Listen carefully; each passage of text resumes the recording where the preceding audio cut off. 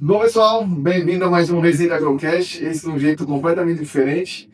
Aqui nós vamos falar hoje de pecuária, churrasco e vinho, né? Então, o objetivo desse bate-papo aqui é a gente falar um pouquinho, né, das características da carne, como que a fazenda atua nesse processo e como lá no final harmonizar aí o churrasco com vinho. Então, aqui com o Alexandre Rezende, especialista em vinho.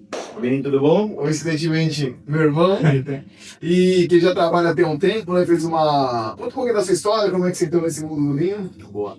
Cara, eu sou engenheiro de formação, comecei trabalhando na área de suprimentos em algumas multinacionais, e aí, tem uns 5 anos, eu resolvi mudar de vida. Eu estudava já vinho para o hobby, né? Então, já fiz alguns cursos, e depois, então, a gente teve algumas mudanças, né, na nossa vida que deu uma agitada, e eu resolvi trabalhar com coisas que eu gostava muito. E aí a Cellar, né, que é a empresa que eu estou hoje, a importadora que eu estou hoje, me convidou para trabalhar com eles na parte de consultoria de vinho. O que é essa consultoria de vinho? É a área comercial, só que a gente faz muito mais do que vender o vinho, né? A gente não tira o pedido. A gente faz, de fato, uma consultoria, a gente faz uma análise do que o cliente gosta, do que ele gosta de comer, e aí orçamento, e a gente faz a gente encaixa tudo no budget deles, e a gente faz, de fato, cara. Hoje, por exemplo, Fabinho, eu tenho, cara, 50% do meu tempo eu não fico vendendo, eu fico conversando com meus clientes. Eu fico entendendo o que eles gostam, deixam de gostar, se gostaram de ouvir, não gostaram, o que eles gostam de comer. Então a gente faz, a consultoria ela é muito mais abrangente, né? Então a gente fala que é muito igual ao mercado financeiro. A gente não só investe, a gente dá uma aula ali, a gente encaixa, por exemplo, no mercado financeiro. Eu sou muito agressivo no investimento, pô, eu tô só bolsa de valores. Vamos vir, eu gosto mais de Pinot, eu gosto mais de Bordeaux, vai encaixando. Você gosta disso? Vamos experimentar isso. Então hoje nosso maior mercado ali é a galera que está no mundo do vinho brasileiro, ou sul-americano, e está migrando pro velho mundo, que é a Europa, né? Que é onde a gente atua basicamente. Então a gente vai fazendo essa transição, então é o que a gente gosta mais de trabalhar. Legal, e aí como você sabe, eu não sou uma pessoa que sou do vinho nem nada, então vai ser legal, eu tenho muitas dúvidas, que pode ser também as dúvidas. Nem bebe muito, né? Nem bebe muito, então a gente vai começar esse bate-papo, a gente vai encaixando um pouquinho. Então hoje, né, esse episódio está com apoio do frigorífico Rio Maria, um frigorífico lá do Pará, que também tem no Goiás. Então ele mandou aqui pra gente umas peças de carne aqui, né, uma delas essa da Bela Black, que é uma linha premium deles. E aí a gente vai falando aí do que é cada carne e o que tá dentro do mercado, pode ser? Boa. Eu conheço um pouco de churrasco, né? Fiz alguns cursos, mas de carne assim é com você, né? Você é especialista nisso. Mas deixar claro que não, né, a ideia não é ensinar a fazer churrasco, cada um tem seu jeito. A gente vai assar a carne aqui e vamos conversando. Né? O churrasco é muito regional, né? Então, tem o pessoal do Sul que faz de um jeito, o pessoal sei lá, Argentina faz de um jeito, o Nordeste provavelmente faz diferente também, o pessoal de Goiás faz um outro tipo de churrasco. O churrasco que eu fiz é o churrasco, né, que inclusive eu fiz o curso com o Netão, então a gente tem uma linha de raciocínio para olhar como forma. Então aí eu vou dando umas dicas do churrasco que eu faço. Claro. Tá, então a primeira aqui, a gente tem, né, são 3 peças de fraldinha. Essa daqui é uma peça da fraldinha o commodity, né, que é a origem, que é a padrão, que é uma carne de entrada. Essa segunda aqui é uma fraldinha da reserva do pasto, que é uma linha deles também de animais criados a pasto, né? Também a gente vai entender o porquê. E, para fechar, a linha Bela Black, que é a linha premium deles, também é uma fraldinha, que é de animais de novilha F1 ano. Sabe o que quer dizer isso? Não. Não, mas bom.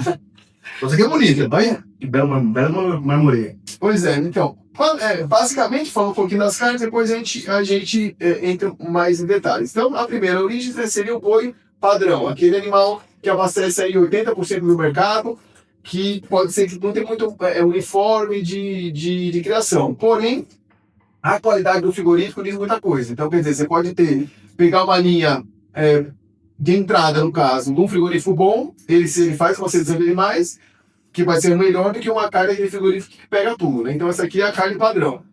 Tá? Essa da reserva do pasto são animais, é uma pegada mais...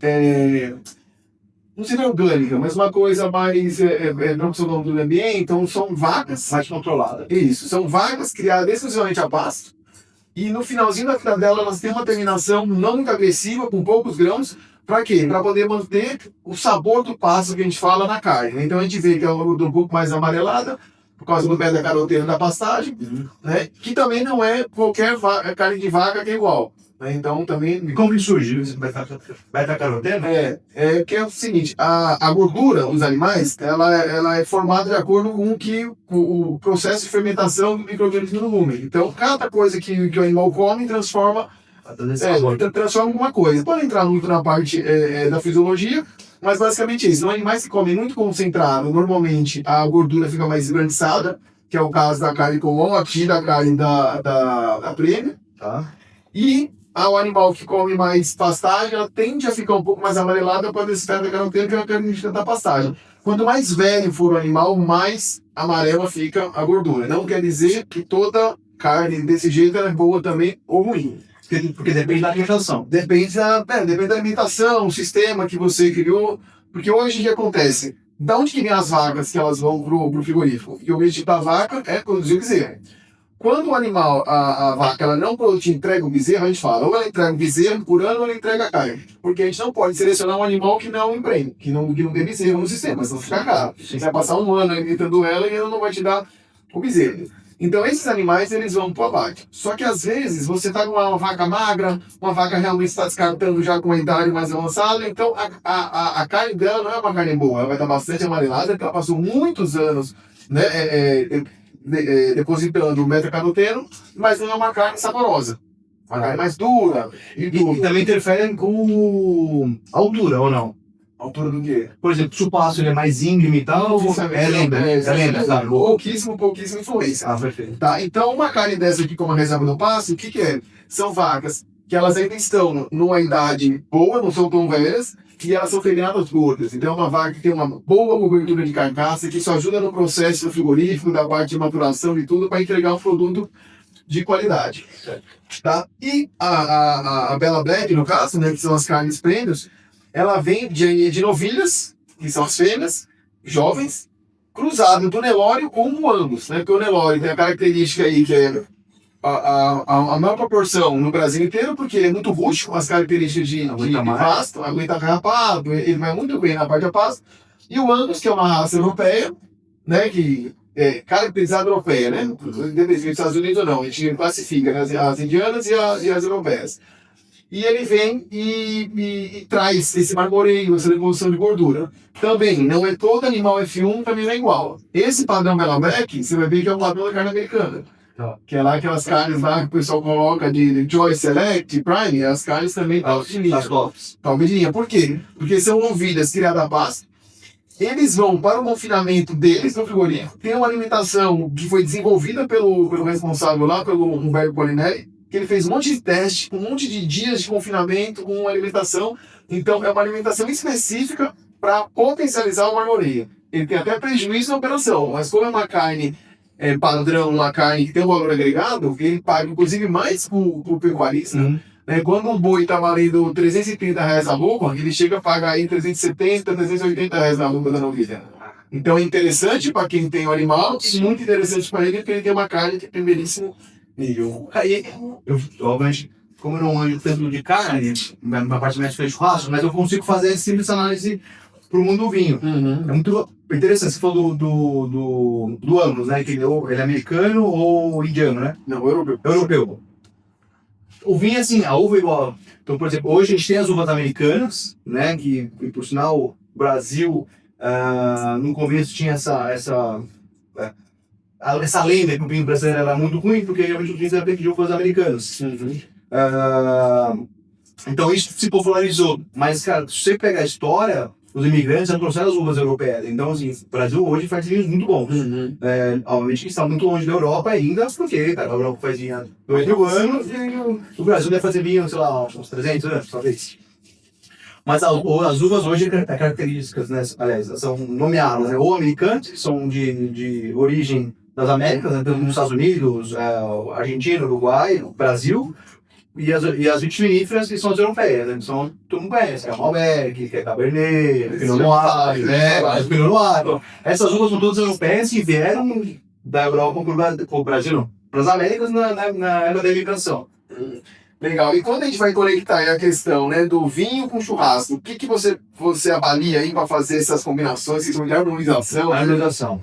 Cara, o vinho, eu gosto muito de harmonizar vinho com churrasco, porque quando você harmonizar o vinho tinto tem a questão dos taninos, que ajuda a quebrar as fibras, tem a acidez, que ajuda a limpar o paladar com a gordura.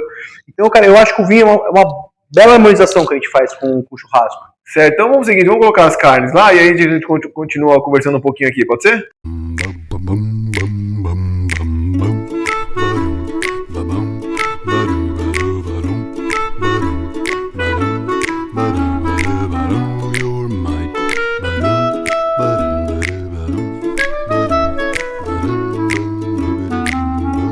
Bom, então aqui a gente abriu as 3 carnes, né? Então a gente tem aqui a Origens, a Reserva do Pasto e a Bela Black. Por serem carnes no frigorífico muito bons, né? Porque ele seleciona, ele não vai comprar qualquer animal. Quando ele compra os animais, ele preconiza acabamento. Então a gente, muitas características da carne a gente não consegue diferenciar tanto assim, tá? Mas a gente pega aqui que a Origens, ela é uma carne, você vê, com menos deposição de gordura. Que, como eu falei, como vem de um Nelore, o Nelore não tem essa característica de depositar tanto a gordura dentro da carne. Eles fazem bastante essa mescla, né? Para você aumentar a qualidade. Porque quando você tá, por exemplo, o animal a campo, ele tem um ganho de peso, aí a pedra seca ele perde um pouquinho de peso, ele tem esse comportamento. Ele é um animal mais tardio em comparação aos animais das raças europeias, tá? Mas ele tem uma boa cobertura de gordura, né? Que aqui a gente fala da gordura de cobertura, que é a subcutânea, tá? Então a gente pode ver que ela é menos, com menos marmoreio, né? Marmoreio é a gordura entremeado, intramuscular, né? Você tem 3 tipos de gordura: a subcutânea, a intramuscular e a intermuscular, né? Porque uma é aquela gordura que divide um músculo e outro, e aquela que está dentro da carne. Essa segunda aqui, a Reserva do Pasto, ela é, como eu falei, são vacas, então normalmente são vacas Nelores, que ela já tem uma certa idade, então ela pastejou bastante durante a vida, e na sua terminação ela é feita um plano nutricional para aquele animal terminar gorda. Por quê? Quando o animal está gordo, ele está com toda a cobertura de gordura. Então isso faz com que nos processos do frigorífico aquilo ajude. E como você também tem essa terminação, você vê que você também tem um marmoreio, você tem bastante gordura aqui, mas depois a gente vai ver quando experimentar o que você acha do sabor dessa carne. Tá. Quero comparar. E essa daqui é que todo mundo que faz churrasco de alto padrão, né, conhece, que são as carnes premium, que é a Bela Black. Então, essa daqui é a mistura do animal Nelore com Angus, então ele tem um poder de colocar gordura de marmoreio muito maior. E como esses animais aqui, ele tem uma terminação, uma dieta diferente, ele se aproxima um pouco com a gordura do animal pasto, porque o único concentrado que ele coloca aqui é o milho, não leva soja, não leva outros produtos. Então isso também interfere no sabor da carne. Que é isso que a gente vai dar uma olhada. O pessoal utiliza, assim, por exemplo, foi batido com, por exemplo, 2 anos, 3 anos, ou isso não é um... Não é um padrão. O que existe é um padrão de exportação, que é para a China. Por exemplo, essa carne aqui é uma carne padrão de exportação, que poderia muito bem ir para a China, que são os animais de até 30 meses, que fala que são os 2 dentes. Então, quando o animal morre ali, ele está jovem ainda, só tem os 2 dentes, ele caracteriza até 30 meses, é uma carne que habilita exportar. Quanto mais novo, para a carne é boa, porque ela fica mais macia, e para atividade pecuária é excelente. Porque você antecipa o ciclo de produção, você faz um dinheiro logo e a roda gira mais rápido. Tá? Vamos colocando elas no fogo e aí a gente continua a conversa. Então, o carne já tá no fogo. Como é que você faz a questão dos vinhos? Vamos lá. Cara, assim, o pessoal, o brasileiro é muito tomador de cerveja ainda, né? Porque faz do paladar e tal, aquela coisa mais gelada. A gente, antes aqui de fazer o churrasco, a gente estava já tomando um espumante. Eu gosto muito desse espumante da Borgonha. Ele é tipo um champanhe, então é um feito no método tradicional, que é a segunda fermentação dele, né? Onde gera essa gaseificação é dentro da taça, ou dentro da garrafa. Esse aqui é o mesmo método, só que é feito na Borgonha. E eu gosto muito dele, cara, porque tem a textura e tem a acidez, né? Então ele ajuda a limpar o paladar. Então quando você vai comer com começo de churrasco, você começa com um queijinho, uma linguiça. Eu acho que harmoniza super bem. Eu acho que prepara você carne, assim, sabe? Eu acho que eu gosto dessa experiência. E aquilo, né, que você falou, quando ele tava tomando lá, aquela ativa, que você fica com aquela sensação de borbulhando dentro da boca. Cara, o legal, né, desses vinhos é que quando você dá o primeiro gole nele, ele tem tanta acidez que ele Só levantar aqui, continue. Pode continuar. ele sai a questão da... Você começa a salivar um pouco mais, então ele limpa todas as papilas. E a borbulha também, né? A água com gás faz um pouco isso, né? Que ela ajuda, esse gás ajuda a limpar as papilas para tomar um café, por exemplo. Muita gente toma água com gás para depois tomar um café. Eu acho que o espumante é a mesma ideia, assim. Então, cara, você já toma ele para churrasco, você come uma linguiça que é bastante gordurosa, ou um queijo. Cara, acho que fica super legal. Então, começar com o espumante, eu acho que o pessoal gostou, né? Porque já zerou a garrafa aqui. E aí, depois, a gente vai pro vinho tinto. O vinho tinto, geralmente com um pouquinho mais de estrutura, tá? Eu acho que precisa ter a questão da acidez quanto à questão do tanino. O tanino, a acidez ajuda a limpar a gordura da carne e o tanino ajuda a romper as fibras da carne. Então, no nosso caso, vou pegar a garrafinha pra gente, a gente vai tomar um Langhe Nebbiolo, um italiano, Certo. um produtor que se chama Giovanni Rosso. É um produtor que eu gosto demais, assim, porque ele não faz aquele Nebbiolo muito estruturado, né? A gente tem essa questão de tomar, principalmente essas pessoas mais velhas, né? Tem a questão de tomar sempre os vinhos mais encorpados e muito velho, conseguir.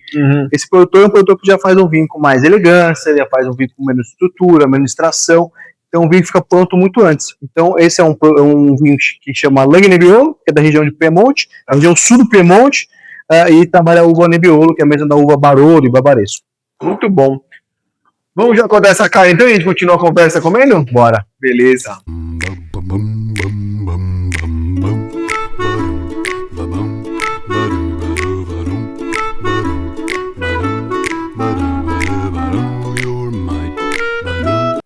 Tá, então enquanto a carne tá descansando ali, eu vi que você não colocou sal. Como é que é a sua relação aí do sal do churrasco? Cara, eu gosto muito dessa reação de Maillard, né? Que é essa crosta que faz na carne. Caramelização, né? Caramelização. Eu não sei exatamente qual é o processo, né? Eu sei que acontece, mas a parte química em si, eu não sei como funciona. Mas o que eu sei é que se você põe o sal imediatamente antes, o processo de osmose do sal joga água para fora e não deixa criar essa crosta, né? Então eu não uso sal, ou se for usar o sal, eu uso muito antes. Só que é muito difícil a galera preparar a carne uns 3, 4 horas antes para fazer churrasco. Sim. Então, geralmente eu faço sal depois e uso o sal de parrilha, que é um pouquinho menor, né, que o sal grosso, e solve muito mais rápido na carne do que aquelas pedronas. E não fica comendo, né, quebrando as pedras no dente, né? Você sente aquele croque-croque que você sente no sal grosso. Então eu gosto desse sal de parrilha salando depois. Muito bom. Vamos começar pela origem? Trazendo a tábua aqui. E aí vamos cortar aqui e ver o que acha. Deixa eu pegar a tábua aqui.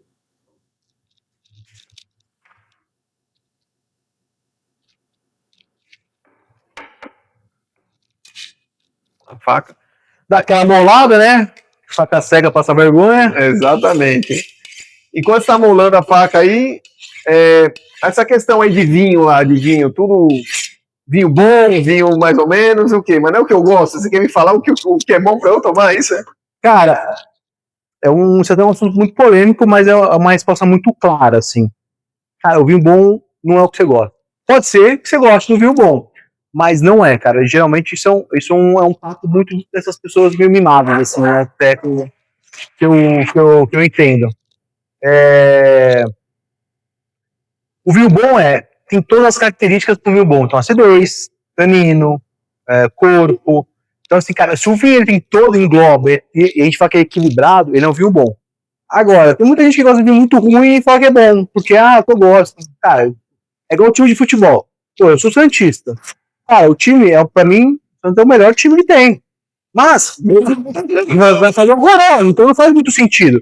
Você é palmeirense, ou você tá na fase boa, mas já teve uma fase muito ruim do Palmeiras, caiu também e tal. Então, cara, não é, cara. O vinho bom é o vinho equilibrado. Certo. Tecnicamente. Certo.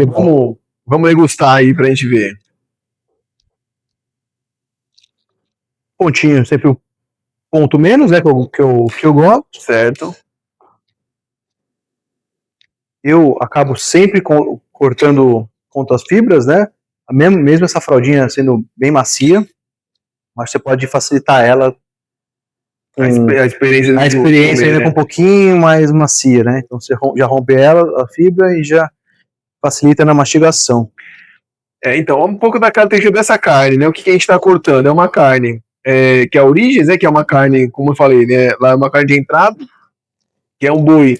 Só que nesse caso, desse frigorífico especificamente, ele é muito. Tem uma qualidade muito boa, né? Então ele seleciona os animais, não é qualquer animal. Então ele vai ser uma carne mais saborosa do que em outros, né? Carnes de entrada de outros lugares. Mas ela tem algumas características, porque normalmente ela é mais de Nelore, ela não tem tanto marmoreio como as outras carnes, mas mesmo assim, vamos ver como está. Salada nela. Um salzinho um pouco mais fino.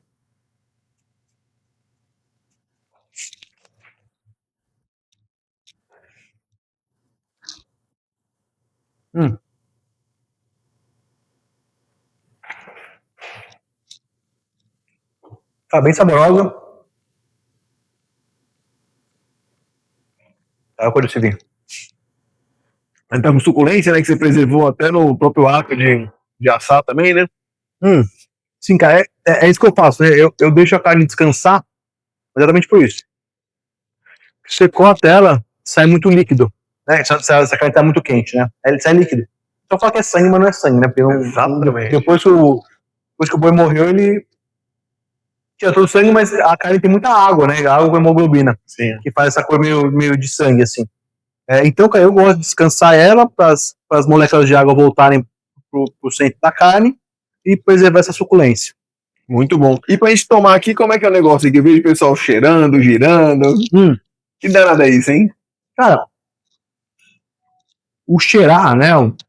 Sentir os aromas do vinho, exatamente para trazer a experiência completa dele. Então você cheira no vinho para ver as características dele, tudo que você. A sua memória olfativa, né? Então tudo que você tem de experiência e tal. Você gira a taça exatamente para trazer mais essa oxigenação e trazer ainda mais esse buquê que vem do vinho. Vai exalar mais o Exatamente. cheiro também. Porque eu tive uma cor bonita desse vinho, né? Imaginei aqui um tinto, achei uma coisa mais escura. Cara, ele é um vinho que esse produtor ele acaba usando menos extração, né? O vinho tinto, como que funciona? Na parte que começa a fermentar, da casca para a polpa do vinho, o do vinho branco, ele tira a casca, né? E aí usa só a polpa para fazer, por isso que ele fica claro. Certo. O vinho tinto é o mesmo processo, só que ele usa casca. Então por isso que ele pega essa cor. Tá. Essa cor basicamente vem da casca dele. Então quanto menos, mais claro. Certo. Então, por exemplo, o vinho rosé, ele passa poucas horas em contato com a casca, por isso que ele fica bem claro. E aí, obviamente, o produtor, o enólogo, ele vai fazendo ali o que ele quer, o que ele quer do vinho, né? Então, sim, às vezes ele deixa poucas horas só para ficar levemente rosa, às vezes ele deixa mais tempo para ficar bem vermelhadinho. Então, cara, o vinho tinto é a mesma coisa. Achei que o rosé era uma mistura dos dois, um branco com o tinto. Cara, antigamente era. Ainda existe algumas coisas, ainda existe esse rosé de blend, mas, cara, acho muito raro. Hoje, basicamente, tem a questão da sangria, tem a questão da sangria, né, quando ele faz o vinho tinto e vai tirando devagarzinho, né, logo no começo, então ele usa o mesmo vinho para fazer o vinho tinto para fazer o vinho rosé, ou se não, que hoje é o mais comum, o enólogo, ele já faz o vinho, as uvas, pensando no rosé. Tá. Então ele acaba... ele já faz o vinho, a uva, então assim, eu quero um rosé com mais acidez, então colhe um pouco antes e tal. Então, essa é a ideia hoje do vinho rosé. E esse produtor, ele faz exatamente isso, ele faz um vinho tinto, né, de uma uva bem potente, só que ele acaba deixando menos tempo em contato, né, então ele acaba ficando mais leve, fica com essa cor mais bonita, que eu gosto. É bem bonito. E esse tanino já é um tanino mais pronto, mais macio, não é aquele tanino que tem que tomar o vinho muito antigo, né? Porque quanto mais idade, mais ajuda a acalmar o vinho, que a gente fala, né? Tá. Então, são vinhos mais prontos. E a gente come e bebe? Como é que funciona? Bebe e come? A ideia é, você sempre pega um pedaço, dá uma mastigada, 2, 3, quando a comida tá na boca ainda, você dá um gole no vinho. Você vai ver que o vinho tinto, ele vai ajudar a deixar ele mais macia, a carne. A carne já é macia, né? Obviamente, não tô... Aí você come o vinho, você pega a carne mais macia.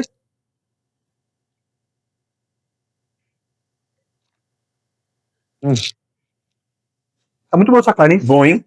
Muito boa. Boa. Uma carne padrão, ela é muito, muito boa, né? Muito sabor. É. Vamos colocar agora as outras duas juntas, que aí a gente vai comer. Vamos tirar essas carnes aqui. Cadê o...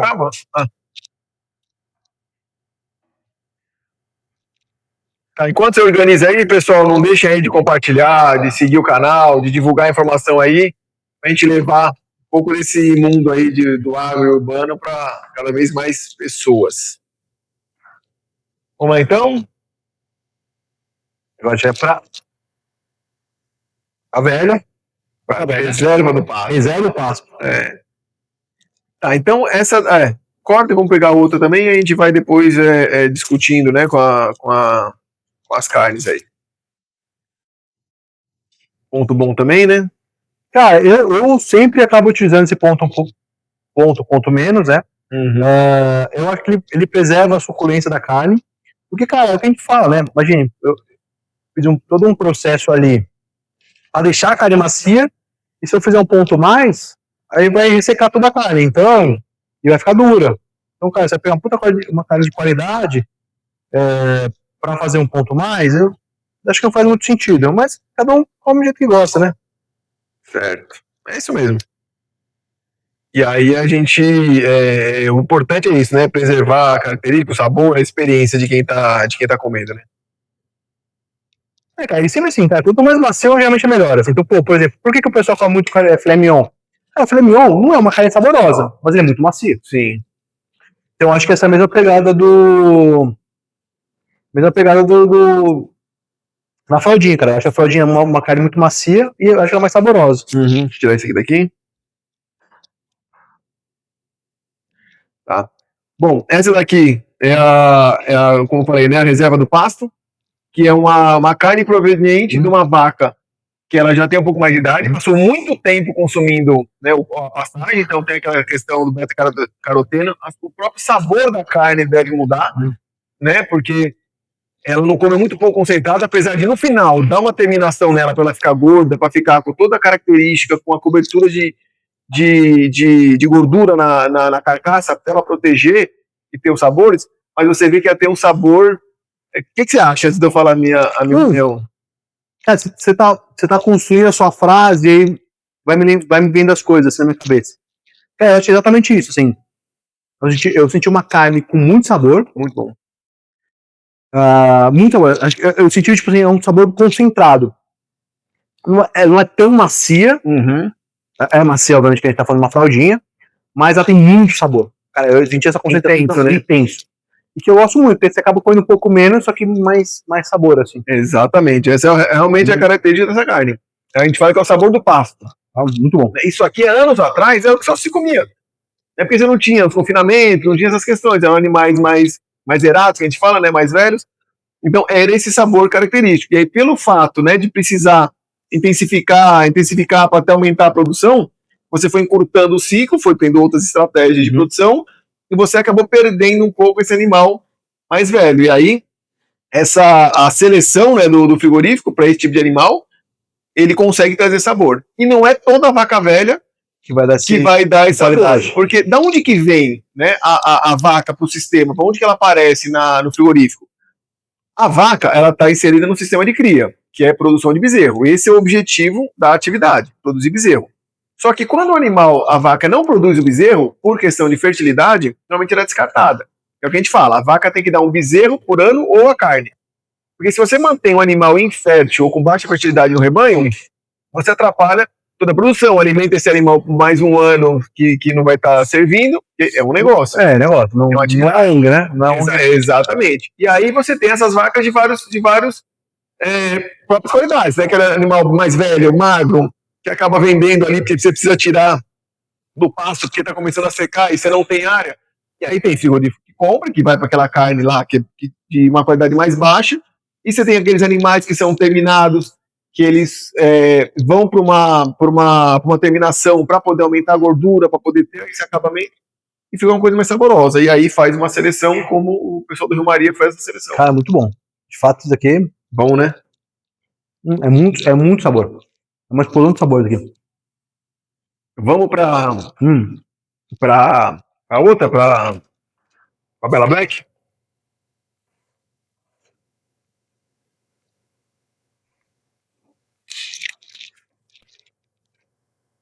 Deixa eu tirar essa. Certo, vamos fazer a troca. Tá, essa que tá vindo aí é a Bela Black, né? Que é aquilo que eu falei, são ó, o barulhinho da crosta. É uma carne proveniente de novilha, né? F1. Então, quando eu falei, você não me perguntou por que seria novilha, né? Mas eu vou Explicar, que eu acho vou interessante. explicar, exatamente. Novilhas são as fêmeas novas, antes dela virar vaca. Né? Então, elas são animais metade Angus e metade Nelore. Por que isso? Porque a gente faz uma coisa que a gente chama de heterose, que é quando a gente mistura duas raças para poder ter um produto, que você tenta pegar características boas das duas raças. Então você vai pegar a rusticidade do Nelore, que é essa questão de resistência a carrapato, a sol, chuva, seca, né, que ele passa melhor do que o Angus, e você tem o Angus, no caso, que ele vai entrar aí com marmoreio, com qualidade de carcaça, né, qualidade de carne. E a questão da novilha, que é porque a novilha, pela questão da biologia dela, ela é um animal mais precoce quanto à deposição de gordura, então ele vai conseguir parar de colocar aquela gordura subcutânea logo e começar a colocar marmoreio, e ela tem uma fibra também de uma qualidade menor, mais curta do que do macho, e tem uma coisa que a gente chama, né, tecnicamente, de força de cisalhamento, que é a força que você coloca para romper a fibra, menor também, então ela é menos resistente. Então, mais macia. É para ser mais macia. Vamos ver o que você vai... E outra coisa, a carne, ela pode ser tanto de macho quanto de fêmea? Sem problema nenhum, mas aí cada um tem a sua característica. Né? E tem, além do macho e fêmea, tem uma particularidade do macho, que é o macho ser inteiro ou ser castrado.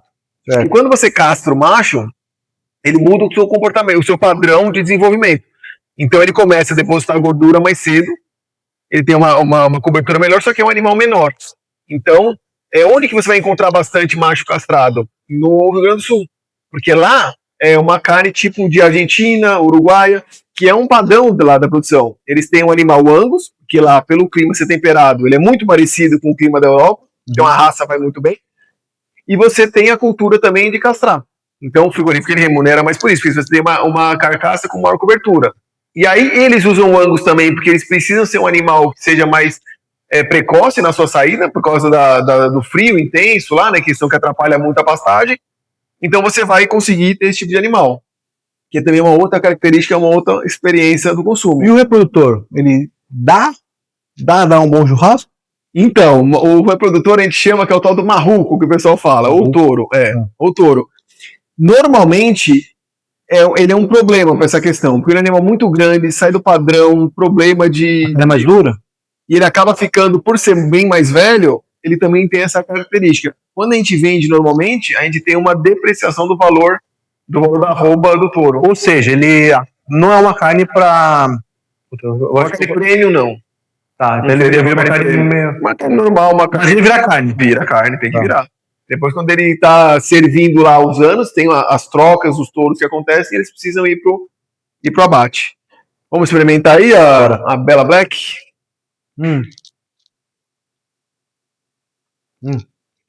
Um sabor também. Mas eu sinto ela sabor um pouquinho menos concentrado. Exatamente.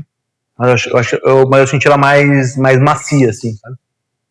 Exatamente, porque essa questão da gordura intramuscular, ela ajuda, como eu falei, ela até lubrifica o dente para você morder, você tem uma sensação dela mais macia. E uma característica dessa carne específica, dessa marca específica, é que ela foi desenvolvida lá no frigorífico, muito teste, o próprio Humberto Polinelli lá, que é o responsável por essa linha, ele fez muitos testes do o que alimentar ela para poder dar a qualidade de carne que ele queria. Porque uma carne dessa, você não perde para as carnes americanas de alto padrão. Porque... E nem as argentinas e uruguaias. Ela é um pouquinho diferente. Aqui daria para comparar bastante com aquelas americanas. Porque lá nos Estados Unidos, a carne ruim commodity vira hambúrguer. A carne que vai para o prato, restaurante, é tudo carne de alta qualidade. Essa é uma carne que em notas de marmoreio não perde para isso. E qual que é uma característica interessante dela também? Ela não tem aquele gosto do confinamento, porque apesar deles irem para o confinamento, a alimentação ela é diferente. Você tem uma alimentação à base de milho, o núcleo e a silagem, né, e a forragem, que muda um pouquinho a característica da composição, né, do sabor e tudo. Entendeu? Então, por exemplo, você pega um boi normal, ele vai ficar no confinamento 70, 90 dias. Às vezes, se ele entrou um pouco mais leve, 110, 120 dias. Esses animais chegam a ficar 135, 140 dias. E você tem o Wagyu ainda, que ele vai para mais de 180 dias. Né? Porque o Wagyu é uma raça específica, né, que tem essa característica de marmoreio. Que é famoso no Japão, né? Exatamente. Que no Brasil, ele é muito também o cruzamento. Que ele sozinho, para produzir a pasto, ele ia sofrer bastante. Então, ele é feito também SF1, e você precisa de muito tempo de confinamento para poder depositar muita gordura intramuscular. Porque na curva de crescimento, tecnicamente, você primeiro deposita a gordura subcutânea, depois intramuscular e depois a visceral. Então, você tem que dar muita energia, muita dieta por muito tempo para ele poder encher aquela gordura toda que ele tem capacidade de marmoreio. Então é outra experiência comendo. Então lá no Japão, né, que é super lenda, que o pessoal toma, põe da cerveja pro touro, põe música clássica. A questão da música clássica é justamente pro bem-estar. Que hoje é uma questão muito importante, né, que o pessoal vê, a questão do bem-estar animal. Então você tem grandes produções, por exemplo, de confinamento, preocupação com sombra. Alguns lugares o pessoal coloca música, principalmente em vaca de leite, justamente pensando nessa questão. Cara, você contou tanta coisa do gado, né? Que, cara, assim, eu, obviamente, meu negócio, assim, eu sei fazer churrasco e tal, mas eu não sou um especialista na parte da produção. Mas, cara, quando eu levo isso pro vinho, cara, assim, muita coisa que você conta, cara, é muito parecida com a questão do vinho, né? Então, pô, tem questão, se fosse, tem mistura de raça para ter as qualidades para conseguir. Pô, é o blend que tem nos vinhos. Sim. Que nesse caso é uma monocasta, mas é o blend que tem nos vinhos. Então o pessoal às vezes mistura, sei lá, por exemplo, duas uvas, exatamente uma para trazer, por exemplo, acidez e outra para trazer estrutura, uma outra para trazer cor. Então, cara, é muito parecido. E você falou, por exemplo, música clássica, hoje muitos produtores utilizam música clássica quando o vinho está descansando nas barricas. Nossa! Que na teoria eu acho que é mesmo, assim, para acalmar e tal, porque o vinho é um organismo vivo. Então, assim, por que o vinho evolui? Porque, cara, porque se usa tampa de rolha de cortiça? Exatamente porque ele tem pequenos poros e vai trazendo oxigênio pro vinho e o vinho vai evoluindo. Cara, o vinho é totalmente vivo, cara. Se você põe um vinho, logo que você abre na taça, quando você vai tomar daqui 1 hora, você vê que o vinho evoluiu bizarramente. Óbvio, não são todos os vinhos que evoluem. Geralmente são vinhos mais interessantes, com mais características, vinhos bons, né? Uhum. Com que vão evoluindo. Cara, é muito parecido, né? Tipo assim, o agro, acho que a história do agro é meio parecida, né? Acho que cada um, obviamente, tem suas vertentes, sim, mas são todos muito parecidas. E a questão de, assim como na carne, né, no churrasco, que, por exemplo, você não vai achar uma carne Bela Black dessa num supermercado. Você vai achar mais commodity. Como é que funciona? Você tem bons vinhos em supermercado ou não? Como é que funciona isso? Cara, se eu falar que não tem vinho bom no mercado, eu acho que vai ser meio leviano, assim, da minha parte, mas eu acho que sua grande maioria são vinhos de introdução. Uhum. Vou falar que é ruim, vou falar que são vinhos introdutórios. Você vai ver muito argentino, muito chileno. E por que isso? Cara, quando o Brasil fez a gente fez a abertura da comercialização lá na época do 1990, alguma coisa assim, cara, o imposto para vinhos sul-americanos é muito mais barato. Então, de fato, o mercado vem nessa pegada, né? Então, cara, o vinho de todo mundo, ou quase todo mundo que começa, é o vinho argentino ou o vinho chileno. Tá? Então, cara, geralmente você vai ter esses vinhos no mercado. Agora, você não vai achar uma carne dessa num mercado, você vai achar uma carne dessa numa boutique. É igual o vinho, cara. Esses vinhos de pequena produção, por exemplo, a Cella, né? A Cella era basicamente só pequena produção. 100% pequena produção. Então, cara, são poucas garrafas que no Brasil. O terroir é importante, a safra é importante. Então, pô, às vezes, cara, a safra é muito ruim. Ou seja, o que é a safra ruim? Puta, choveu muito, deu muita geada, teve muita perda. Então, cara, isso é muito ruim pra uva, né? Geada, principalmente ou no sul do Brasil tem alguma coisa, mas principalmente na Europa. Então é muito ruim. Então, cara, às vezes, pô, eu nem produzo. Ou ele usa com um vinho mais introdutório dele, que isso obviamente tem que fazer. Sim. Mas, cara, muitas vezes ele nem produz o vinho, porque para ele não faz sentido ter um vinho que não é ele, assim, sabe? Então, eu acho que é muito isso da questão dos gases. Imagino que seja alguma coisa parecida também. Mas, cara, não, acho que o vinho é a questão de... Pô, quando você vai evoluindo, você vê que você vai para a Europa, geralmente o pessoal vai para a Europa, e vinhos de pequena produção. E a gente vê nessa questão, como você está falando, né? É legal você ter essa consciência de que o vinho, o mercado também é agro. Porque hoje em dia, é muito difícil você achar alguma coisa que não seja agro, né? E o agro ele é tão batido, tão massacrado, né? Que a gente tem que fazer uma luta diária aí para poder reverter impressões. A gente escuta falar, que o agro desmata, tudo. Cara, isso é tanta besteira mesmo da nossa área que a gente vê, né? Que, por exemplo, questão de desmatamento.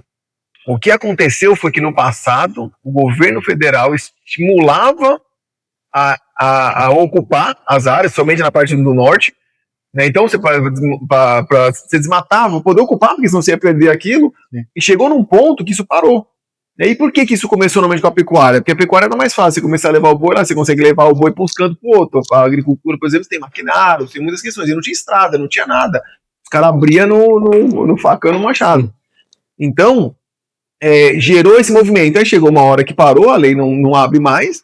E se você olhar hoje, a gente tem 30 e poucos % só do território destinado ao agro. Não é que desmatando não tem mais mata, não, tem muito mais mata do que pecuária. E o próprio produtor, ele preserva também, né? Então, isso é uma coisa que a gente precisa ficar, né, ressaltando, falando, porque, cara, se o agro para, tudo para, né? Cara, eu acho que cara, eu sou um cara que estuda bastante mercado e tal, e, cara, hoje o agro é basicamente, não basicamente, mas o agro leva muito o Brasil, né, questão econômica. Sim. Cara, assim, eu acho que, pelo que eu vejo, assim, eu não sou um cara também que foco muito nisso, mas pelo que eu vejo é muita questão política, né? Também. Acho que aqueles são informações errôneas para trazer questão do lado político. Tem questões políticas, tem questão de gente que fala por maldade, gente que fala sem saber porque dá engajamento, né? Teve casos mesmo de influenciador falando, naquela época teve aquelas queimadas em São Paulo, que tinha, né, aquelas políticas que tava absurdo mesmo. Minha filha tá no hospital para mais um fazendeiro andar de jatinho. O pessoal ainda tem essa visão de que o fazendeiro, ele é um malvadão, que andar de jato, cara, mal ele sabe que primeiro o avião dele, não é? Claro que alguns vão para luxo, mas outros não. Então é para você deslocar. Você vai em regiões remotas, estradas ruins, distantes, né? Às vezes você tem produtor tem fazenda 300, 400 km de distância uma da outra. Em estradas ruins, então como é que você faz essa... Não dá pra ir de carro, né? Exato, você atrapalha, né? Você tem que fazer esse deslocamento. Então tem muito helicóptero, tem muito avião no agro por isso, né? E quando você olha queimada, cara, o produtor, ele tem pânico de queimada. Quando se faz queimada controlada, que é uma empresa de pasto, que você tira licença para fazer, você limpa a área. Mas junta, tá ruim?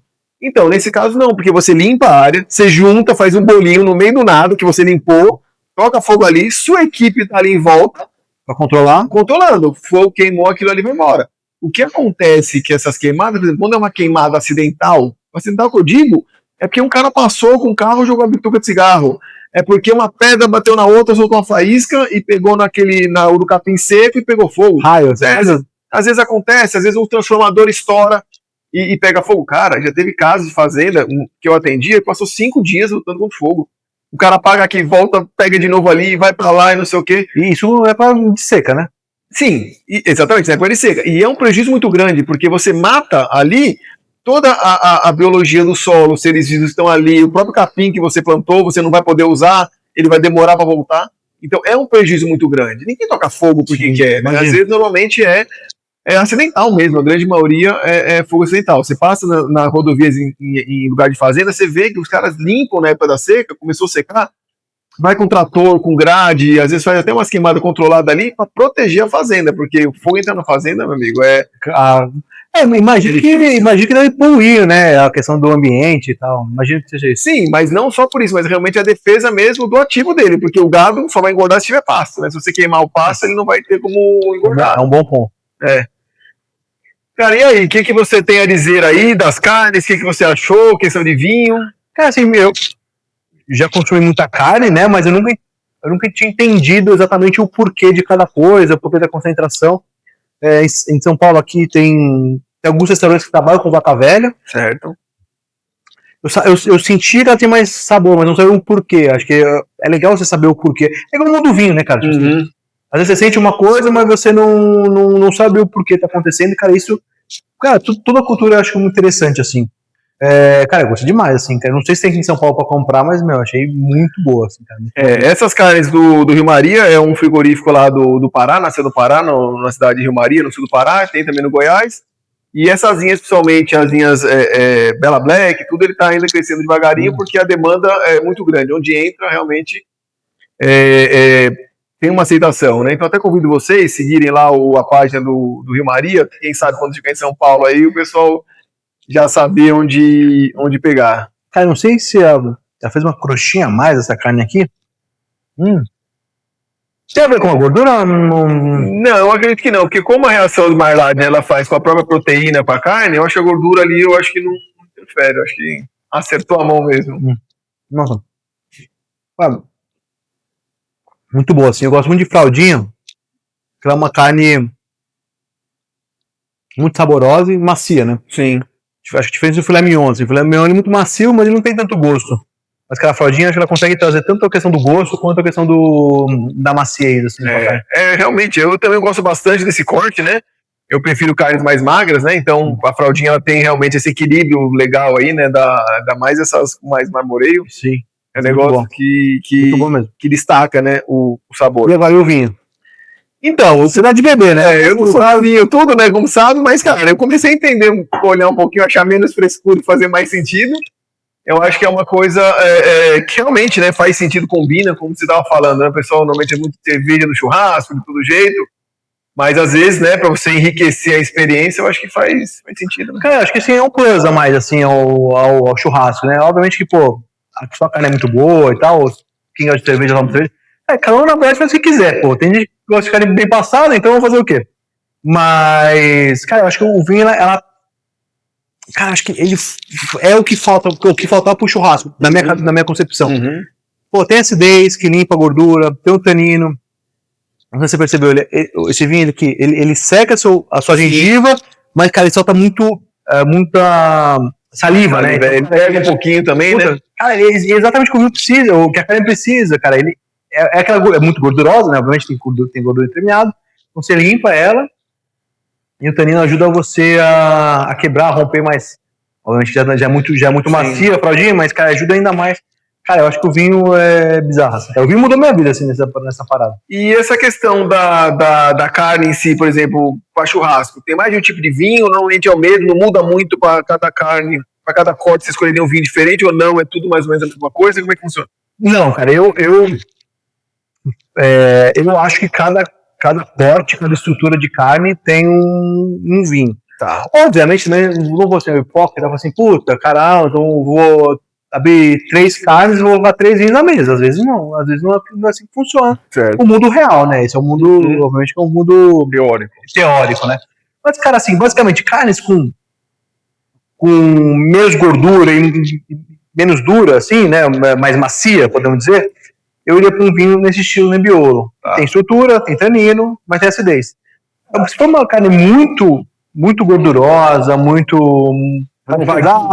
Não, cara, eu acho, o Wagyu até acho que vai bem com o Nebbiolo, mas por exemplo, você vai comer tipo uma picanha, uma coisa assim, eu iria para um vinho um pouco mais pesado, eu iria para um Bordeaux, eu iria para um... Acho que o Bordeaux, o pessoal, não sei se todo mundo conhece, mas, por exemplo, vai para Malbec, Argentina e tal, mas assim, eu sempre vou tomar vinho europeu, graças a Deus, e se Deus me permitir, vai continuar sempre assim. Mas, cara, eu iria para um vinho um pouco mais estrutura, tipo um Cabernet Sauvignon, um Merlot, o Cabernet Franc, Malbec, para quem gosta. Acho que tem essas pequenas divergências, assim, sabe? A harmonização, a maioria das harmonizações, elas são similares, né? Então, quanto mais textura, mais peso, o vinho tem que ter mais peso. Óbvio que tem as contrastes, né? Então, por exemplo, você come uma coisa muito salgada, você come uma coisa muito doce, um vinho muito doce. Então, tem a de contraste, mas a maioria delas, a harmonização, é por semelhança. Tá. Então, assim, cara, uma carne mais leve pode ser um tinto mais leve. Entendi. Uma carne mais pesada, um tinto mais pesado. Então, essa é a estrutura. Eu sempre abro um espumante antes do churrasco, isso é óbvio. Às vezes um branco com branco, né? Um vinho branco também, eu acho que faz sentido também. Mas são essas as características dos vinhos. Ah, e esses espumantes, é tudo champanhe, não? Não, cara, champanhe. Cara, é muito legal isso aí, cara. Porque champanhe, assim, champanhe são espumantes. Quando você fala, eu como. Boa. Espumantes são champanhes no método tradicional feito em Champagne, na França. Ah, mas e se for um espumante no método tradicional feito no Brasil? Não é champanhe. Não, mas não é espumante. Tá? Cara, é igual o Pacani, o Kobe. O Kobe é um aguil feito na região de Kobe.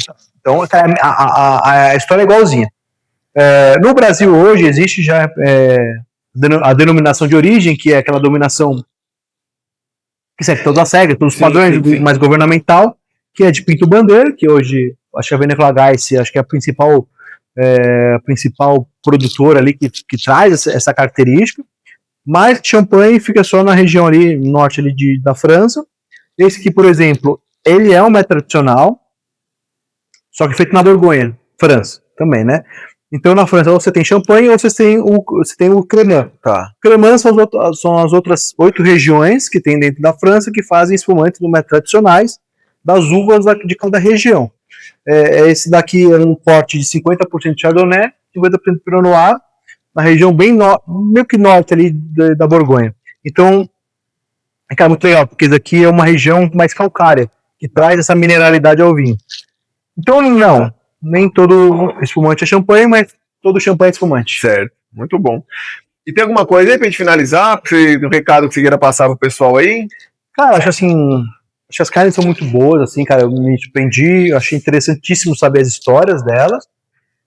Acho que o conhecimento nunca é ruim, assim, cara, quanto mais você souber, obviamente que tem a obesidade mental, né, que você fica lendo um monte de coisa, mas nunca faz nada, mas, cara, tem coisas que são bem interessantes. Cara, provem churrasco com vinho. Cara, eu trabalho em importadora Sela, eu comecei no vinho na Sela, saí, fiquei um tempo fora, voltei para a Sela, que para mim hoje é portadora, com o melhor portfólio do Brasil, mas assim, disparado. Eu acho que uma curadoria muito, muito, muito boa que a gente faz. A gente tem um monte de consultores, a gente tem 16 consultores lá, então, cara, o Brasil inteiro, mas vocês me procurem no meu Instagram, né, obviamente, mandem direct, e, cara, dá oportunidade, assim, cara, a gente trabalha só com pequenos produtores, com qualidade, vinhos que a gente entende que sejam custo-benefício, né, porque o custo-benefício, no final, depende, o custo-benefício um vinho que você toma, e parece que é R$200, ele custa 150, é um custo-benefício, então você tá tomando 200 por 150. Óbvio que a questão custo-benefício tem toda a questão de budget, né? Mas, cara, todos os vinhos da Sela ali, cara, eu acho que tem muito custo-benefício. E, cara, manda mensagem direto pra quem quiser começar a tomar vinho com churrasco. E é isso. É isso aí, pessoal. Então, esse é mais um episódio do Resenha Agrocast, esse diferente, com essa proposta de levar realmente a informação do agro para o ambiente urbano, né? Espero aí que tenha feito esse papel. Não deixa de seguir o canal no YouTube, no Spotify, lá também no Instagram, vai sair corte. Deixa de seguir também o Alexandre, vai estar as informações tudo aqui embaixo. E é isso aí, pessoal. Até a próxima. Valeu, obrigado, pessoal. Até mais. Valeu.